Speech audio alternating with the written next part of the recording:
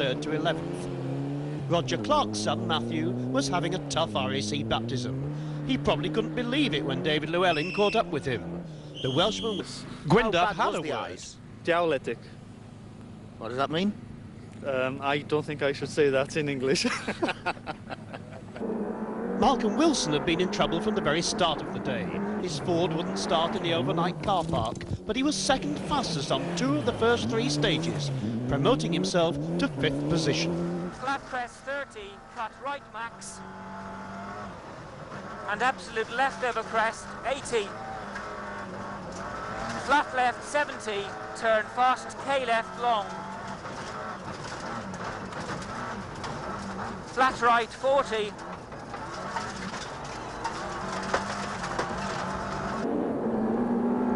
Francois Delacour in the Lone Works Ford moved confidently up to 6th place. Gwyndaf Evans, after giving us a lesson in rudimentary Welsh, was in textbook form as he built up a dominant Group N lead. And Cumbrian Dougie Watson-Clark had a very lucky escape. We were taking it a bit easy because of the ice and everything like that, and then the stage cleared and we started having a bit of a go. Everything was going to plan, not a problem, and unfortunately we were just coming up a hill very, very fast, and it just tightened a bit too tight to the left, and unfortunately we rolled off into the undergrowth. As it happened, there was an awful lot of spectators there, rolled us back onto the track again. But we've bent obviously the car quite bad, so whether we're going to carry on or not, I don't know. As you can see, the car's quite badly damaged, but although it still runs all right, it's whether the organisers will let us carry on. On Dovey Main, only Malcolm Wilson was faster. Between the Scot and the Finn, the gap was closing.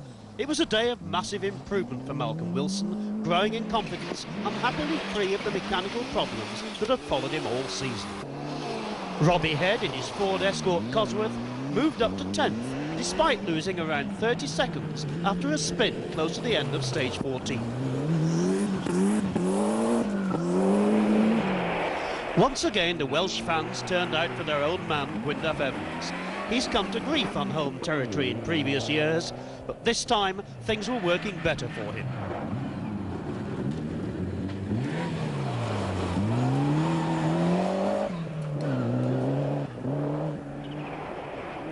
Sebastian Lindholm, the Finn, showed that drivers sometimes have to double up as mechanics, an impromptu wheel change in front of our cameras.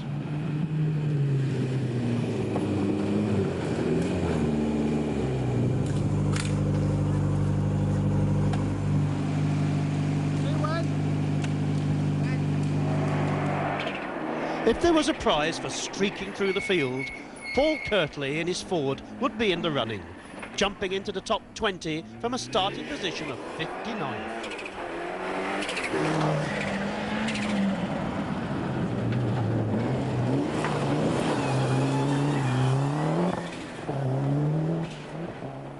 While most people were watching the battle at the top of the leaderboard, Jeremy Easton was pleasing his fans, holding 16th place overall.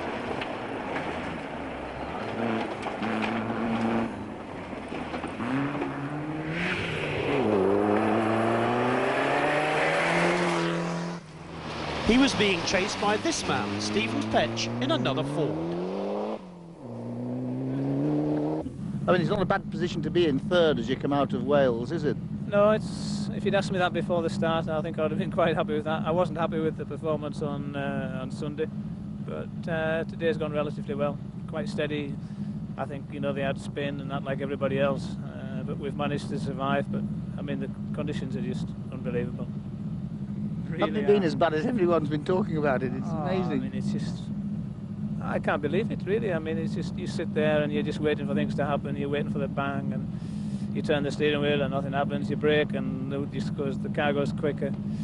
You know, you've got to use all the road, all the ditches, and you're always running at risk of doing more damage to the car, you know, by hitting a rock or something that's hidden. I mean, I know we swerved in there to miss one, and I mean, I just missed it by so much. But I mean, if it hit it, it would probably have took the front suspension off.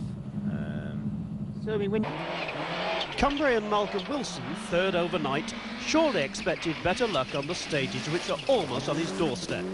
But his charge through Grisdale was halted in dramatic fashion. He was not a happy man when he emerged from the forest, now down in 5th place. What happened was a big yump in there, and then the car landed with sort of one wheel off the road, and I think just in the ditch there must have been a big stone or something like that, and it just bent the suspension leg, which in turn put the tyre into the suspension. So of course we had to do about 6 miles with with no tyre on, because then it just took the tyre off the rim. So how much has that robbed you in time? Probably 20 odd seconds, 30 seconds probably. So Grisdale, you see. Grisdale, too close to home, you see. Malcolm's mishap at least benefited his Ford teammate Francois Delacour. To be fair, the Frenchman didn't need much help.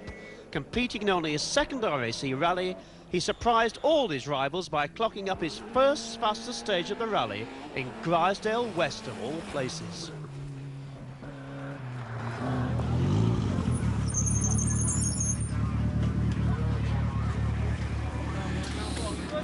So then what was that like? It was not super easy this morning. No, the stage was nice, very nice. Just a little bit icy, but not so much. You made the fastest time in there. Yeah, Grisdale is absolutely fantastic special stage. It was very nice, very nice. Good work. There were other strong British performances to at least bring warm feelings to the shivering spectators. Robbie Head moved back into the top 10 with some very positive driving through Grisdale and Kershaw. He was now... Gwyndaf Evans was having problems with his brakes, but he was not only still firmly in the lead of the Group N showroom class in his Escort, but he was 10th overall. We lost our brakes middle way through the last special stage, but getting used to that really. You know, the small brakes on the Group N cars take so much pounding. We tend to lose the pedal, then I have to go slower for a couple of miles, and then they come back, and then I'm okay again. It's a bit confusing, isn't it? It's been more than confusing. Finland's Sebastian Lindholm was in 13th place in his Escort, but suddenly on Grisdale, his world turned upside down.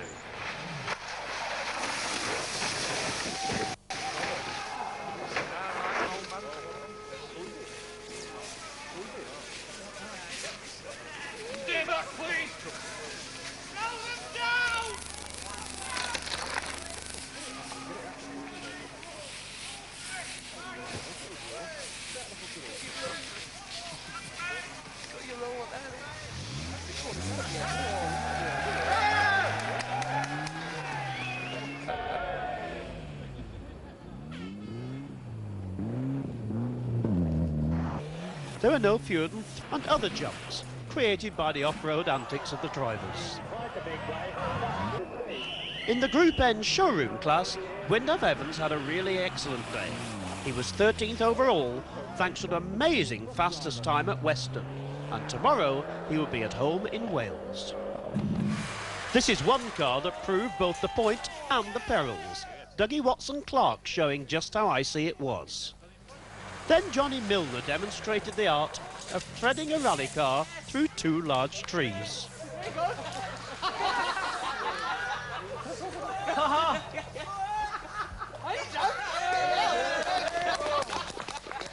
Finally, Chris Rees put his roll cage to the test. Matthew Clark, son of Roger, crashed out when lying 16th. It had been quite a debut. 50. More good news for Britain. Malcolm Wilson in 3rd spot overall at the end of the day. But his performance on the last 4 stages not quite as good as his earlier adventures. But his Escort Cosworth was still setting quite a pace. Malcolm Wilson claimed 3rd place after a truly magnificent, measured and typically gutsy drive. We must remember that he was driving his own team car, and he richly deserved the reward of his best ever placing on his 18th attempt. Care braking. What the hell's that? Crest to medium right. This was certainly a popular success for Malcolm and Brian Thomas, especially after their disappointing British season.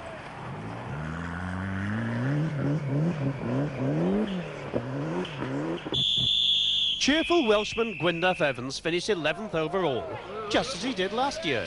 He also, of course, won Group N by a massive margin of nearly half an hour. Yorkshire's Johnny Milner used his local knowledge to good effect. He moved up from 15th to 13th, despite the deep snow.